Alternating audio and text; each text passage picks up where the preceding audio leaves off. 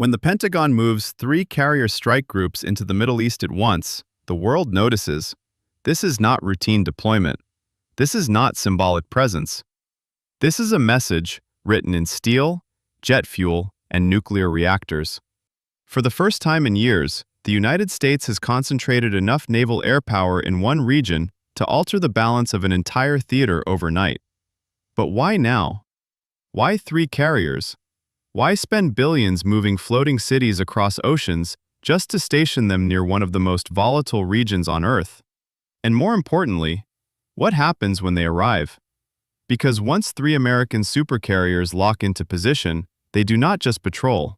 They create pressure, they create options, and they create fear. Tonight, we break down the real strategy behind America's 3 carrier wall in the Middle East. First, understand what a carrier strike group really is. Most people imagine an aircraft carrier as one giant ship with jets on top. That is only the center of the machine.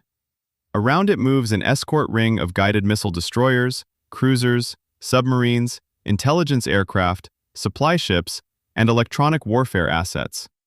Together, they form a floating military ecosystem capable of launching airstrikes, intercepting missiles, hunting submarines, enforcing blockades, and sustaining war operations for months. 1 carrier strike group is power. 3 carrier strike groups is dominance. Let us begin with positioning. The first carrier operates in the Arabian Sea. This location gives immediate access to the Strait of Hormuz, one of the most important choke points on Earth. Nearly a fifth of global oil traffic passes through this narrow corridor. Any disruption here can shock markets worldwide within hours. From the Arabian Sea, carrier aircraft can monitor shipping lanes, escort tankers, strike coastal targets, and react rapidly to Iranian naval activity. This is the Eastern Blade. The second carrier sits farther west, in or near the Red Sea. Why does that matter? Because the Red Sea connects the Suez Canal to the Indian Ocean. It is one of the arteries of global trade. If instability spreads through Yemen, militant groups threaten shipping, or missiles target cargo vessels, the Red Sea becomes a front line. A carrier there protects maritime traffic, supports Allied air defenses, and secures another strategic gateway. This is the Western Shield. Then comes the third carrier. Fresh, fully stocked, operationally rested. Usually entering from the Indian Ocean or held in reserve, this carrier is not there to show presence. It is there to change tempo. If crisis escalates, the third carrier can reinforce either flank, surge air operations, or replace exhausted forces already deployed for months. This is the hammer. Now picture the map: 1 carrier east, 1 west, 1 south. Together, they form overlapping circles of air power around the Arabian Peninsula. Few nations on Earth can create this kind of maritime triangle. Only one can sustain it for long: the United States Navy. But why 3? Why not 1 or 2? Because modern war is not just about firepower. It is about endurance. A single carrier can strike hard, but it cannot maintain peak tempo forever. Flight decks need repairs. Jets need maintenance. Pilots need sleep. Crews need rotation. Even nuclear ships run on human stamina. That is where multiple carriers change everything. Imagine a clock. From midnight to noon, 1 carrier owns the sky. Its aircraft launch patrols, reconnaissance flights, suppression missions, and precision strikes. At noon, another carrier takes over. Fresh pilots, fresh aircraft, fresh crews. While one ship fights, the other resets. This creates what military planners call continuous operational rhythm. For the adversary, there is no safe shift, no guaranteed quiet hours, no window to regroup. Every radar contact could become an incoming strike package. Every hour of the day, every day of the week. Then there is surge capacity. 1 carrier may bring around 60 to 75 aircraft, depending on mission load. 3 carriers can place well over 180 aircraft into a theater. That includes fighters, electronic warfare jets, airborne early warning aircraft, helicopters, and logistics support. That is enough to launch multiple strike waves, defend fleets, escort bombers, patrol sea lanes, and still keep reserves airborne. This level of concentration overwhelms planning cycles. An opponent must defend everything at once: ports, airfields, missile batteries, command centers, naval bases, oil terminals. Too many threats, too many directions, too little time. But moving 3 carriers is not simple. Each ship is over 1,000 feet long. Each carries thousands of sailors. Each consumes mountains of supplies: food, fuel for aircraft, missiles, spare parts, medical equipment, precision munitions. Behind every carrier is a shadow fleet of logistics vessels keeping the machine alive. Without resupply, carriers become symbols. With resupply, they become engines of war. Now consider the routes. To reach the Middle East, naval planners must choose between speed and risk. The shortest route from the Atlantic often passes through the Mediterranean, the Suez Canal, and the Red Sea. Fast, direct, predictable. But choke points can be dangerous during tension. Missiles, drones, mining threats, political restrictions.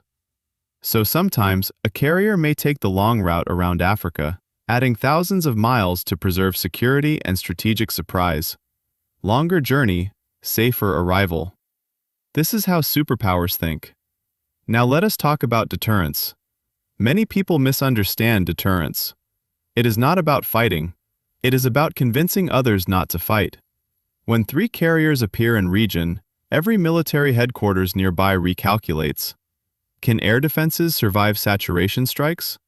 Can naval units operate under constant surveillance? Can missile launches avoid retaliation? Can escalation be controlled once it starts? Sometimes the strongest weapon is not the missile. It is the question mark placed in the enemy's mind. There is also alliance politics. Carrier deployments reassure partners. Friendly states see American naval power nearby and feel less isolated. They coordinate intelligence, they open bases, they increase readiness. That changes regional confidence instantly. When allies believe support is real, they act differently. When adversaries believe support is uncertain, they gamble. Carriers remove uncertainty. Now imagine crisis night. Missiles launched, shipping attacked, air defenses activated, media exploding worldwide. Within minutes, carrier groups begin moving. Destroyers light up radar screens. Fighters are armed on deck. Electronic warfare aircraft spool engines. Command centers receive target packets. This is where years of drills matter. Because carrier warfare is choreography under pressure. Every movement timed. Every launch sequenced. Every refueling track planned. Chaos outside, precision inside. And then comes the invisible battle. Cyber attacks, signal jamming, decoys, drone swarms, false radar returns. Modern carriers do not fight alone with bombs. They fight with data. Who sees first often wins first. Sensors on aircraft, ships, satellites, and submarines feed one picture to commanders. That common picture allows faster decisions than fragmented enemies can manage. Speed of information becomes speed of force. But carriers are not invincible. They are powerful, yes, but they are also high-value targets. Anti-ship ballistic missiles, submarines, mines, cruise missiles, and drone saturation attacks all exist for one reason: to threaten large naval formations. That is why escorts matter. Destroyers intercept missiles. Submarines screen underwater approaches. Aircraft push threats farther away. Electronic warfare blinds seekers. A carrier survives not because it is alone, but because it is protected by layers. So why does America still rely on carriers in the missile age? Because no airbase is more flexible than one that moves. Land bases require host nation permission. They can be politically restricted. They can be targeted. They can be overwhelmed. A carrier shifts location constantly. Today in one sea, tomorrow over the horizon. Next week supporting a new axis entirely. Mobility is freedom, and freedom of movement is military leverage. Now ask the real question. If 3 carriers are already in place, what signal is being sent? Usually one of 3 messages. First, do not escalate. Second, we are ready if you do. Third, we can sustain this longer than you think. That final message matters most. Short wars often begin because leaders expect quick gains. Massive deployments challenge that assumption before first shots are fired. History has shown this pattern repeatedly. Naval concentration often precedes diplomacy, crisis management, evacuation planning, or direct military options. It gives leaders choices. And in strategy, choices are everything. A nation with no options reacts. A nation with many options controls pace. 3 carriers create options at sea, in air, and in politics. So what happens next? Sometimes nothing. And that may be the point. If trade continues, missiles stay silent, and negotiations reopen, the deployment has already succeeded without firing a shot. That is deterrence at work. But if diplomacy fails, those same decks can transform from warning platform to launch platform in hours. That is why the world watches carrier maps so closely. Because where they sail today can hint at tomorrow's headlines. 3 floating air bases, thousands of sailors, hundreds of aircraft, millions of calculations. Not just ships, a statement. And in the Middle East, statements backed by steel are never ignored.